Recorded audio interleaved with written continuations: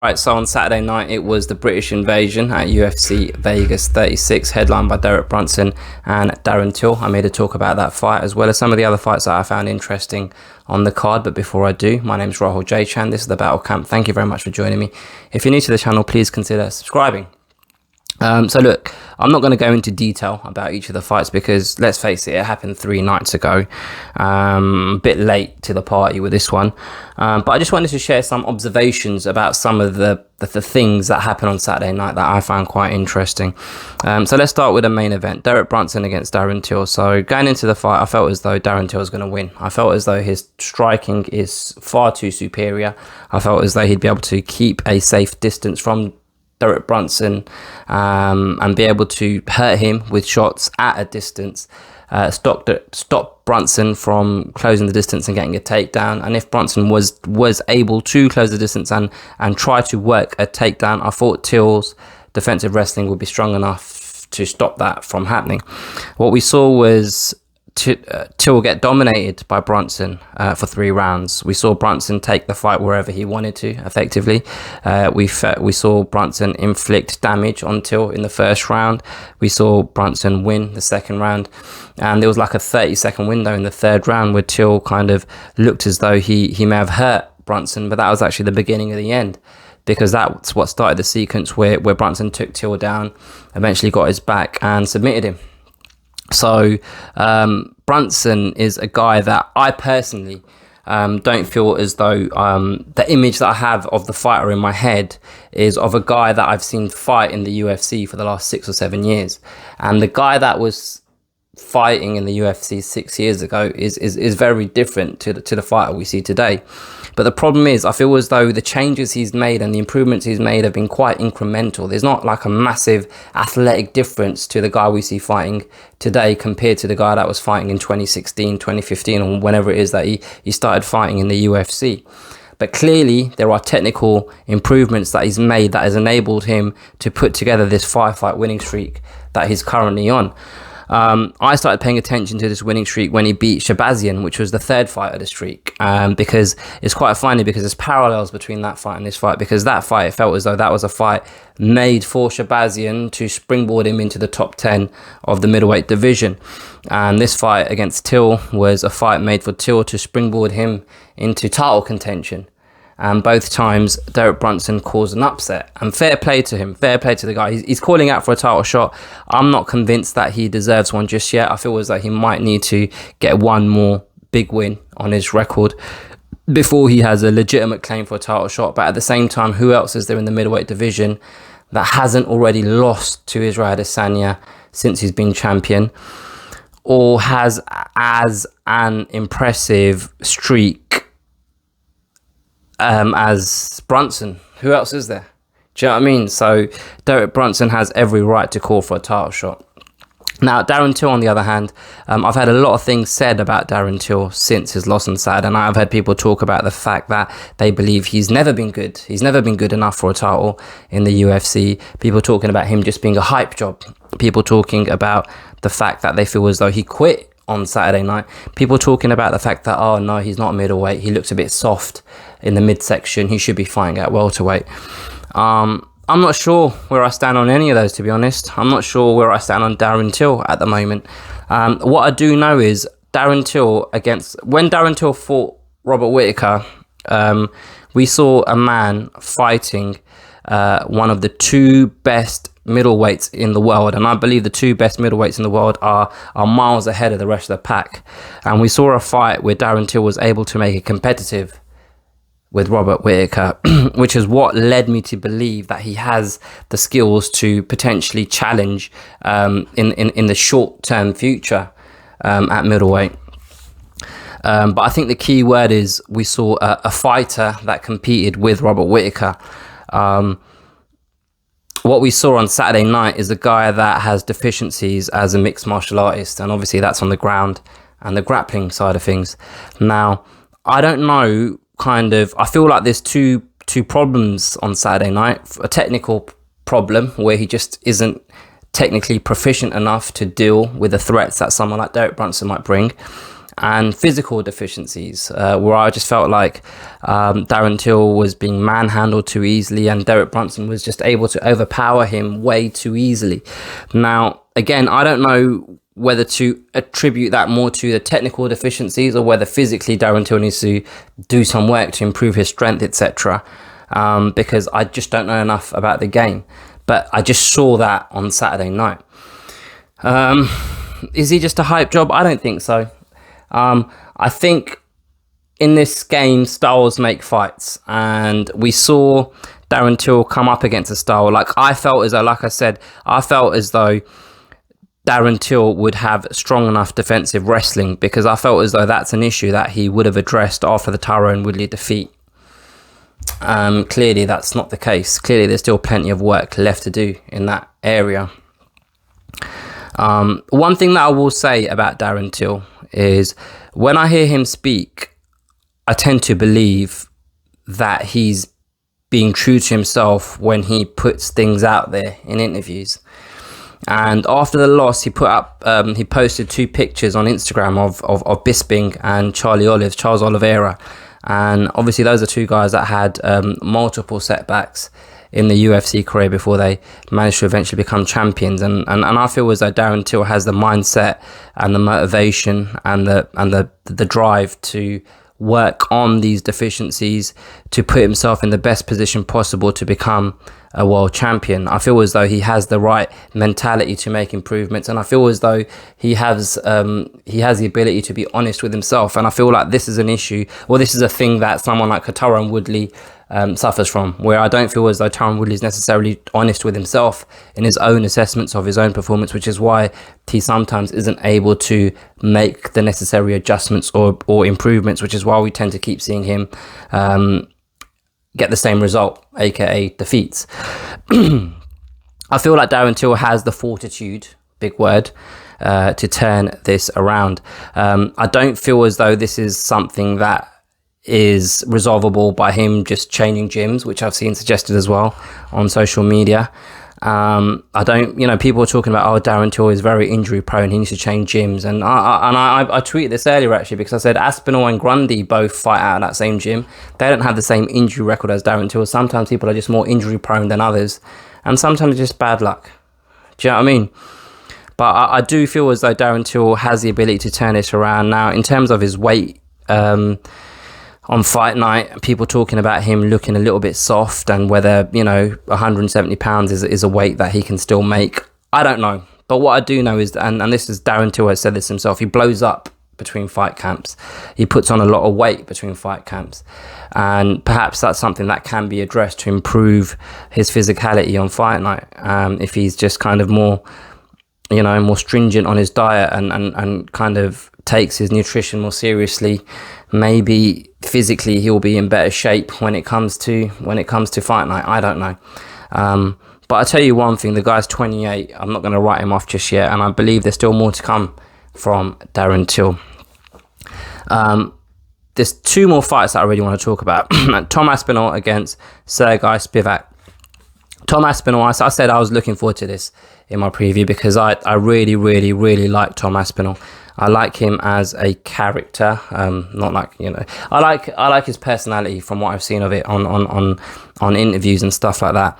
And I rate him as a mixed martial artist. And I did say this, I alluded to this in my preview, where I said some heavyweights are kind of specialists in one area, whereas Tom Aspinall is a real mixed martial artist. He's very dynamic in his movement, his striking. The way he finished that fight was beautiful, to be honest. And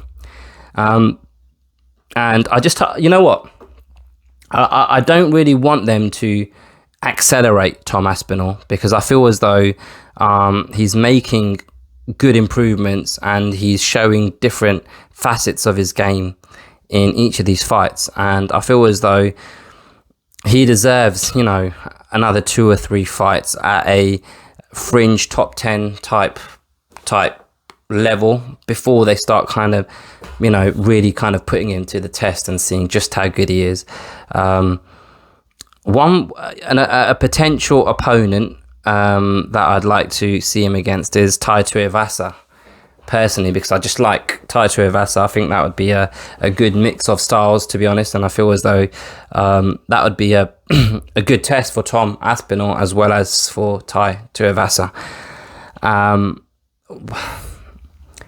One kind of, and this is not related to the fight, I saw a clip online of Tom Aspinall getting the news that he'd won a fight night bonus, and Tom Aspinall getting overwhelmed with emotion. And it just kind of, watching a man that is this good at what he does, and his reaction to that news. And obviously I don't know what he's earning. I did see like a fight not so long ago, he got paid 20 and 20, so that's 40k, and then, you know, getting a bonus of 50k.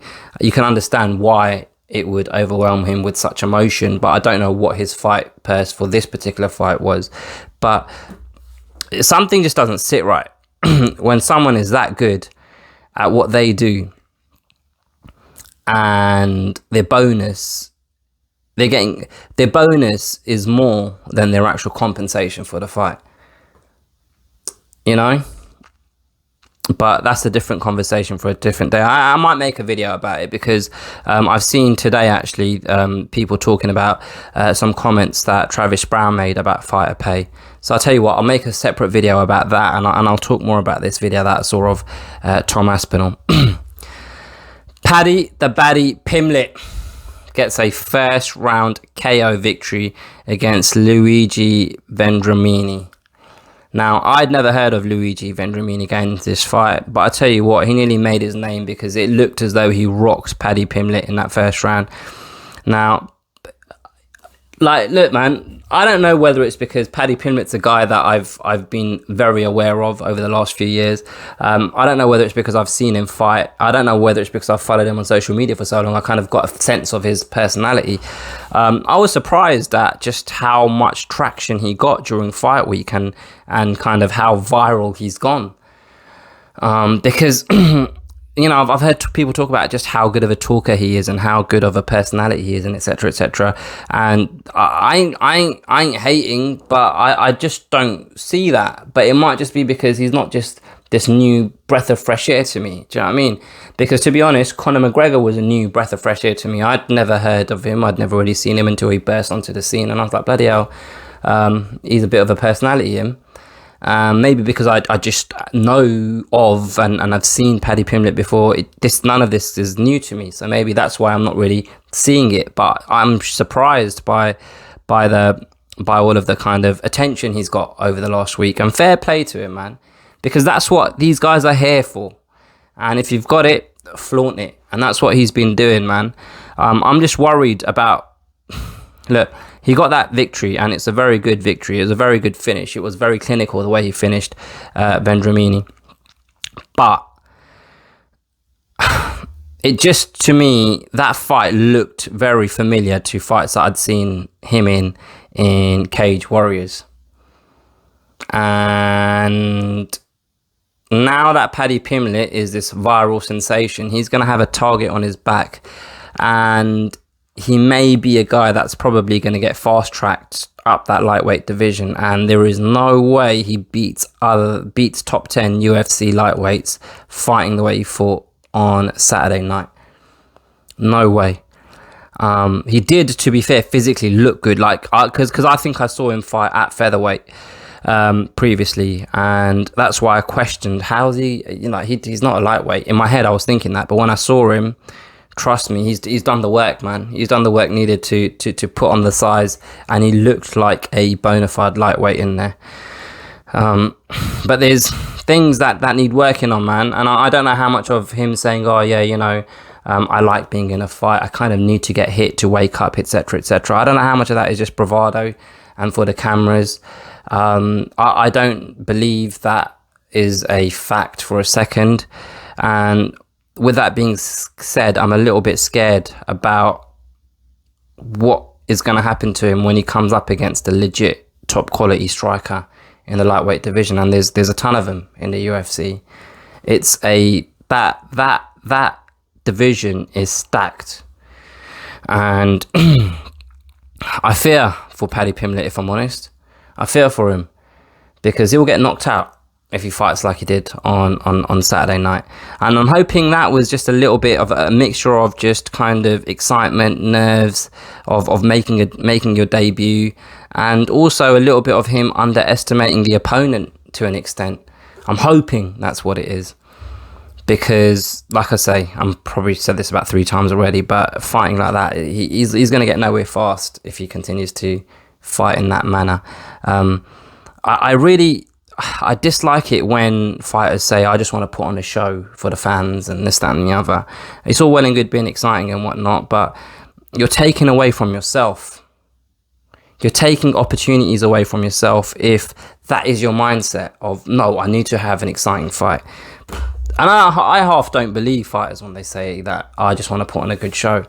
I just feel as though that's an easy excuse to grasp at when you've potentially just got knocked out, or you've got hurt, or you've got hit.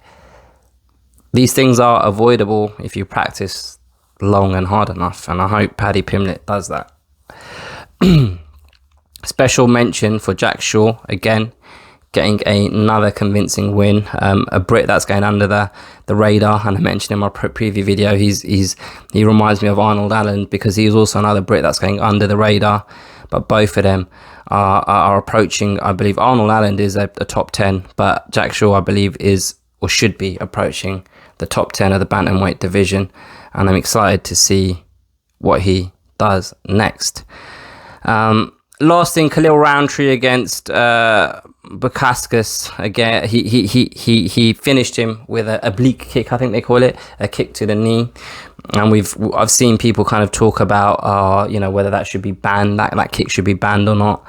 I don't think it should. I don't think it should be banned personally, because for one, I don't see it often enough for it to be a massive hindrance or to be a massive issue in mixed martial arts. What's a bigger issue in the UFC is the gloves and eye pokes, and that's something that is resolvable.